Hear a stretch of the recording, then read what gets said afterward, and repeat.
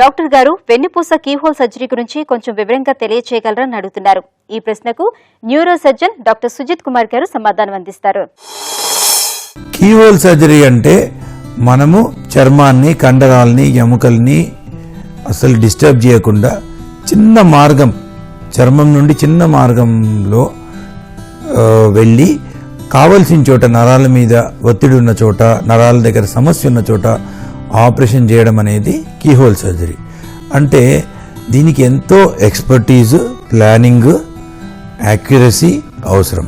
అయితే ఈ keyhole surgery అని సాధారణ భాషలో అనేది ఏంటంటే, మనము వెన్నుపూస ఆపరేషన్ అంటే ఒక పెద్ద చర్మం మీద పెద్ద ఘాటు పెట్టి చర్మాన్ని జరిపి, కండరాలని జరిపి, దారిలో ఉన్న ఎముకల్ని కట్ చేసి, నరాల్ని పక్కకు జరిపి, ఉదాహరణకు మనం ఒక డిస్క్ లాంటిది ఏదైనా తీయాలనుకుంటే ఆ నరాల్ని జరిపి, ఆ నరాల మీద ఉన్న డిస్క్ ఒత్తిడిని తొలగించి, మళ్ళీ ఆ కండరాలన్నీ కుట్టేసి, చర్మాన్ని కుట్టేసి చేయాలనేది మన సర్వసహజంగా చూస్తున్నాము.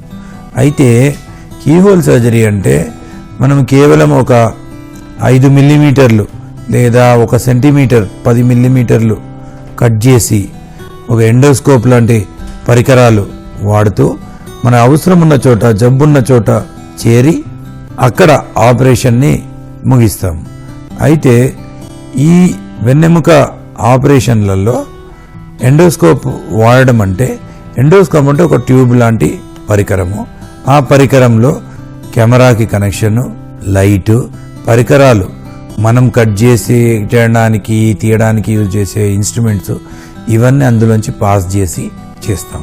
అయితే మరి లోపల ఉన్న వస్తువు మనకి కెమెరా ద్వారా ఒక స్క్రీన్ మానిటర్ మీద కనిపిస్తుంది. అదే విధంగా మనము దాని సహాయంతో ఈ ఆపరేషన్ని ముగించవచ్చు.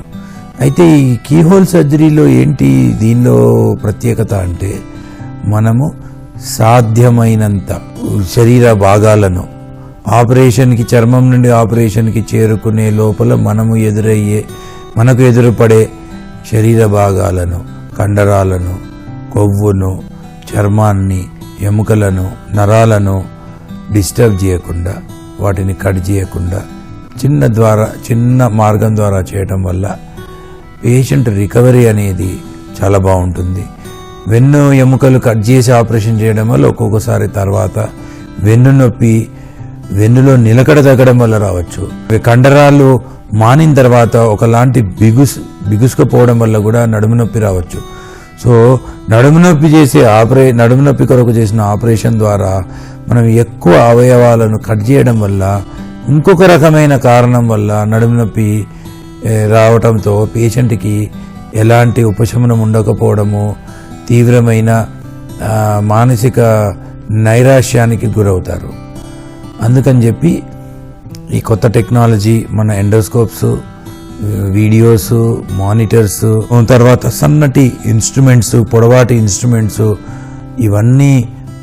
ఇవన్నీ పరికరాల ద్వారా మనము ఇవి చేయగలుగుతున్నాము.